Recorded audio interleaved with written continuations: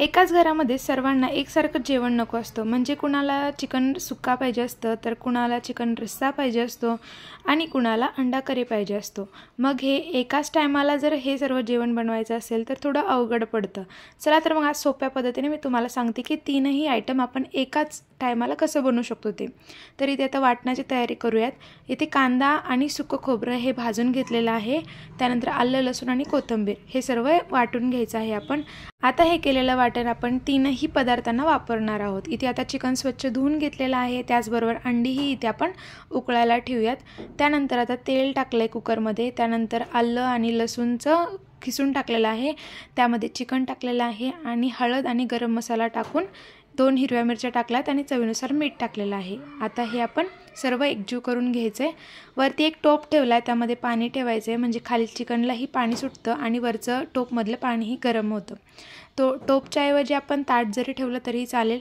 आणि आता पाणी गरम झाले आणि चिकनलाही छान पाणी सुटलेलं आहे। आता गरम झालेलं पाणी या चिकनमध्ये टाकूयात आणि छान शिजवून घेऊयात। असं सूप प्यायला पण खूप छान लागतं, तर असंही आपण पिऊ शकतो। 2 शिट्टे करून घ्यायच्यात, तोपर्यंत ते सुक्याची तयारी करूयात।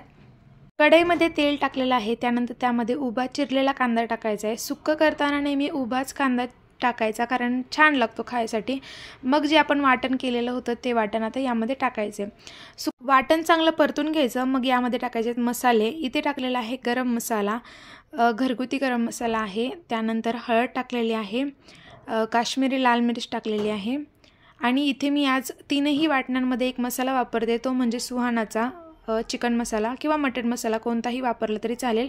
इथे लाल तिखट टाकलेलं आहे। आता सर्व मसाले आपण या वाटणासोबत एकजीव करून घ्यायचं। तेल सुटेपर्यंत चांगलं परतून घ्यायचं। इथे बघू शकता चांगलं तेल सुटलेलं आहे।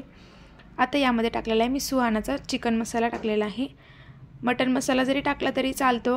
आता या वाटणासोबत मी टोमॅटो पण ॲड केलेला आहे आणि जे आपलं चिकन शिजल्यानंतर जे पाणी आहे ते आता इथे 2 ते 3 चमचे मी पाणी टाकले आणि चांगला मसाला आपण आता शिजवून घ्यायचा आहे।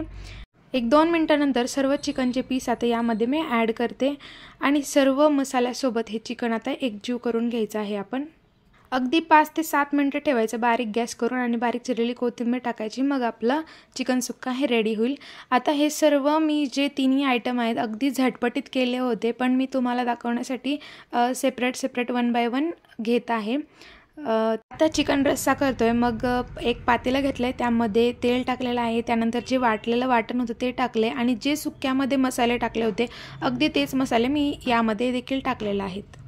आता बारीक गॅस करून तो मसाला शिजू दिला आहे। त्यानंतर मी अंडा करीची तयारी करते। तेल टाकले, परत ते वाटण टाकले, त्यानंतर त्यामध्ये टोमॅटो ॲड केला आहे आणि सर्व घरगुती मसाले आणि त्याबरोबर सुहानाचा चिकन मसाला यामध्ये मी ॲड केलेला आहे।